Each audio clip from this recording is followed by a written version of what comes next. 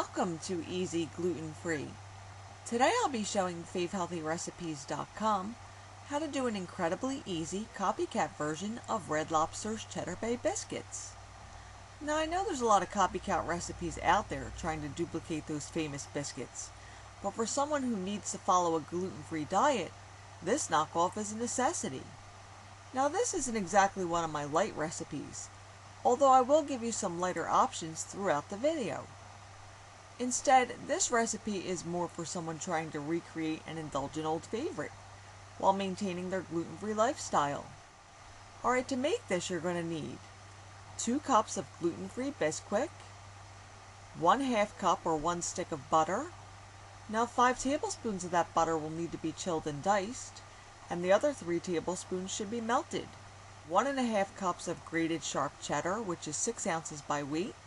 You could use reduced fat cheddar here if you want. 3 eggs, 2/3 of a cup of heavy cream.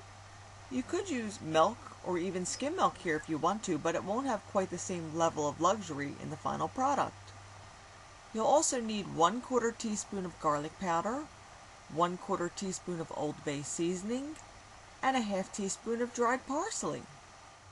Alright, to make these, first preheat the oven to 400 degrees and have a baking sheet handy.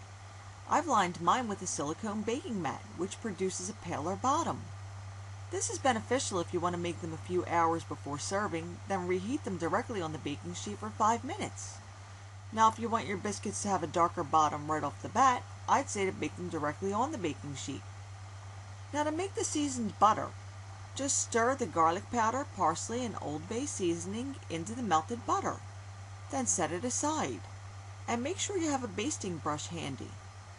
To make the biscuits, in a medium bowl, beat the eggs and heavy cream together and set it aside. In a larger bowl, add the Bisquick and chilled butter.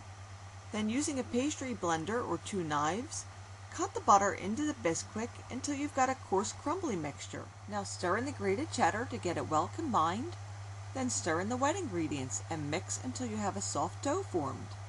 You don't want to overmix, you just want to make sure that you don't see any remaining white powder. Now dollop the biscuit dough onto the baking sheet, and then you could use your fingers to get them into a nice rounded biscuit shape. I made 10 pretty large biscuits, but if you want to make them smaller, that's not a problem. But you'll want to lessen the baking time. These biscuits baked for 13 minutes before I removed them from the oven, basted them with the seasoned butter, and baked them for another 4 or 5 minutes or until they had a nice golden color. You'll want to cool them on a baking rack if possible to keep them from getting soggy on the bottom. Whatever biscuits you don't plan on using can be individually wrapped and then frozen for later use.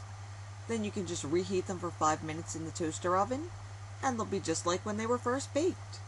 Now these are always best served warm, so if you want to make them in advance, leave them a little on the pale side, then pop them directly onto a baking sheet for a few minutes and they'll be perfect every time.